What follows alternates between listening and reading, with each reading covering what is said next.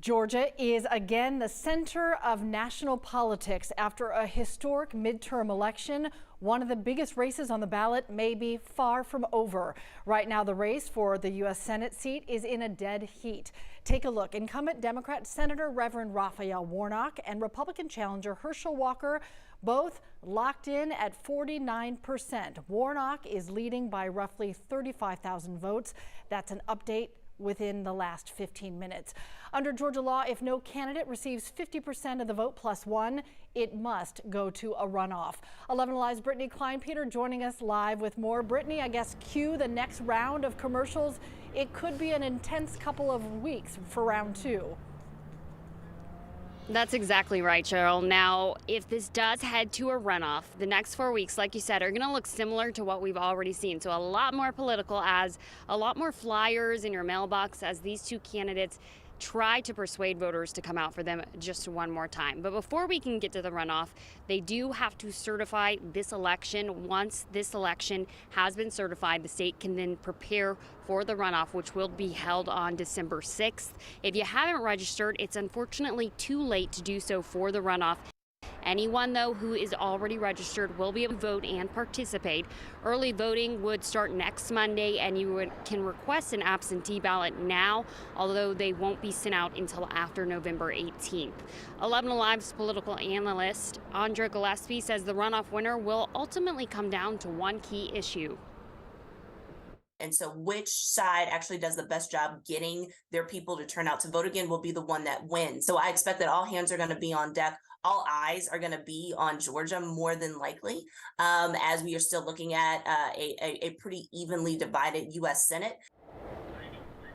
Yeah, Brittany, Georgia could once again be the determining factor in that balance of power. We're waiting to see what happens in Arizona and Nevada. But one number that really stood out to me in this Senate race is 81,000. That's the number of voters who chose the third-party candidate.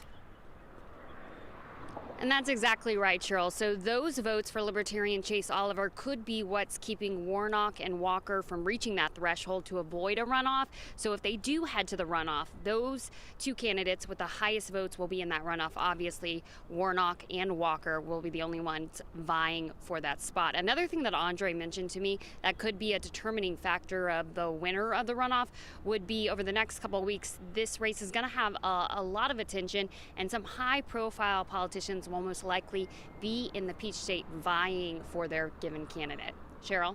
All right, a lot to come in the weeks ahead. Brittany, thank you. The runoff is on the calendar for December 6th.